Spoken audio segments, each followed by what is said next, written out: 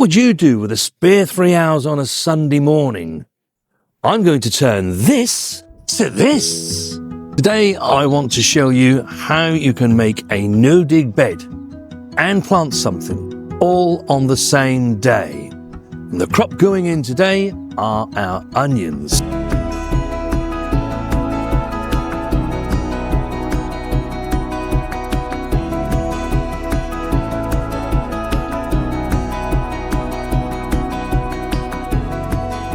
We multi-sow our onions. We don't plant them singularly, but there's a mistake that I see a lot of people make when they are transplanting their multi-purpose onions. We'll look at that a bit later. To make a no-dig bed, you're going to need the following. You're going to need some cardboard, and you're going to need some compost. And you may need one of these or one of these. You can make a no-dig bed on grass, on a weedy patch, or you might be like myself and Mrs. W, where we are going to turn this old raspberry patch into a no-dig bed. First thing we need to do is to assess the ground and just see how level it is. Now, it's fairly level around here because basically we've been walking on here and picking our raspberries for some years. But you may find that you have some hollows where the ground dips or where it's too high. If that's the case, that's where your spade will come in. Because all you need to do is to slice off the top and add it into wherever it's low on your soil. There's no need to dig. You only need to dig if you need to get something out of your soil. Now, in our case, it was raspberries. We had raspberries on both sides. So I had to dig as much of the root out as possible. They are the weeds that are in here.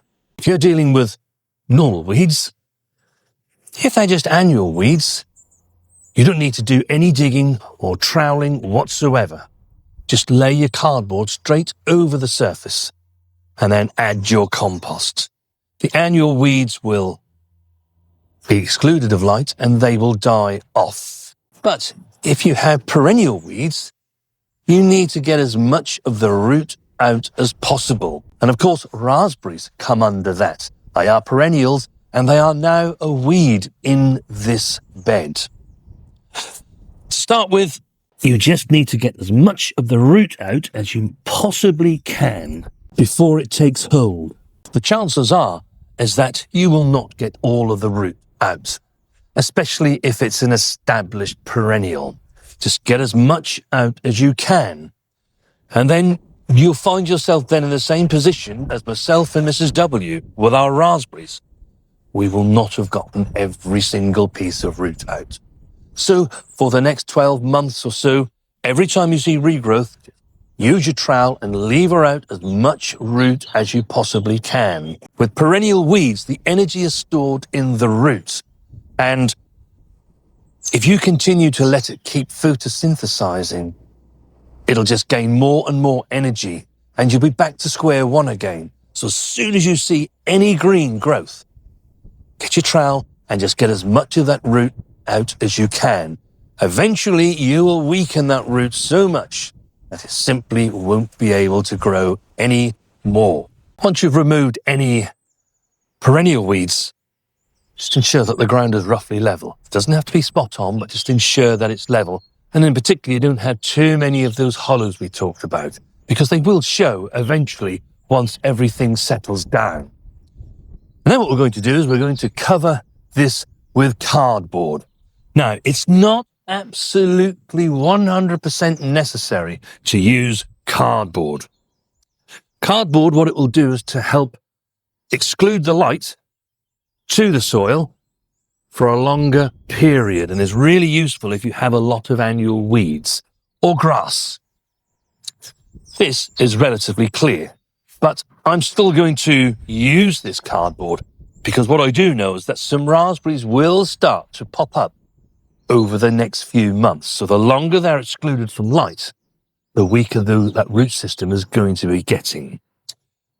With your cardboard, it wants to be the plain type of cardboard, not shiny. And any of this tape you need to remove. So sellotape that's on there, remove. When you lay your cardboard, ensure that any exposed pieces where the light can still get through are covered up. You may need to layer it over by another 6 inches or so, just so that you don't see the gaps that are here. The joy about making no-dig beds is that you can do it at any time of the year.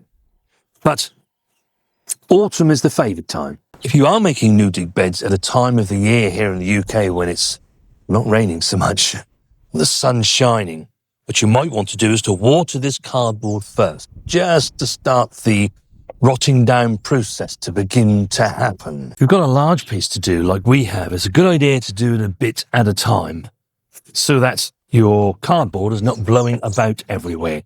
Once you have some compost on it, of course, it's not going to blow about so much.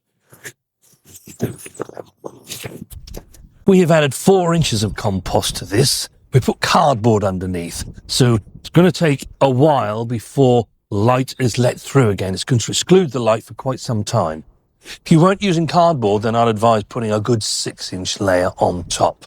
It's important that we do exclude the light for as long as possible so that any weeds that are underneath cannot photosynthesize and will ultimately die. These are our multi-sown onions, and you can see that they could have 4, 5, even 6 onions per cell.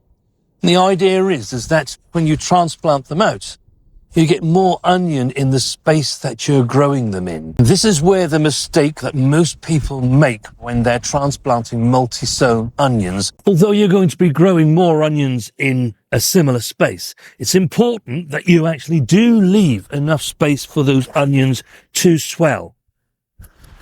So with a single onion, you would normally look to leave 4 to 6 inches. With multi-sown onions, you want to be leaving around 12 inches in each direction. The onions are ready to go in. There is plenty of root there. Here we are.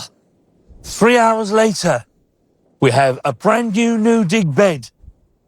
And we have 400 onions that are underway. Does this actually work? Would I show you something that doesn't work? We have done this countless times over the years when we've made new no-dig beds. You see, not all of our beds were made all at the same time. We have done them as and when we can and when budgets allow. Now that all the onions are in, it's important that you give them a good drink. They need to be watered in well so that their roots establish down into the compost. It's mid-March. And it's going to rain quite a bit. So as the rain trickles through, it will start the decomposition process of the cardboard. These onions won't need the soil that's underneath for a little while. They need to get themselves established. By the time that's happened, and they need the soil from underneath the cardboard, it will have already decomposted, and they'll be able to access the nutrients that are underneath that cardboard. It's also important at this time of the year that you cover them. And it's not for the reason you think. Onions are pretty frost tolerant. They don't like the cold winds. The wind is getting up now compared to what it was 3 hours ago. So that can often just knock them back. So I'm going to be putting some fleece over these and I'll just hold it down with some bricks. The biggest reason is to keep the Allium Leaf Miner away from these young plants. The Allium Leaf Miner is most prevalent between March and May, and then again from late August until October. So any alliums that you have, they need covering. If you planted garlic outdoors back in October, they need to be covered so that they cannot attack them. All of this in just 3 hours. It's one of the biggest reasons that I really like no-dig. Things happen quickly. Not only have we made a nice brand new bed, we've also planted in it at the same time. And if you're new to gardening or watching us for the first time, This is the best way to start off your new vegetable beds. It's quick, it's easy. Bit of cardboard, some compost, and let the soil life do the rest. While they're busy doing what they're doing, your plants will thrive. And when I come back to this bed in mid to late July, you'll see the harvest that we get from this bed, this new no-dig bed. If you're curious about what that harvest might be, then do make sure that you are subscribed to the channel. In that way, you won't miss any videos that we put out there. And if you like this, do give us a thumbs up. The varieties that we've planted today are Bedfordshire Champion, Globo, and Red Baron. Let me know in the comments, what variety of onion are you growing this year? Always fascinated to know what you're all growing, and we just love getting your comments. Our flavour enhancers are in. We love onions. We use onions so much. If you think just this tiny space, over 400 onions will harvest from here.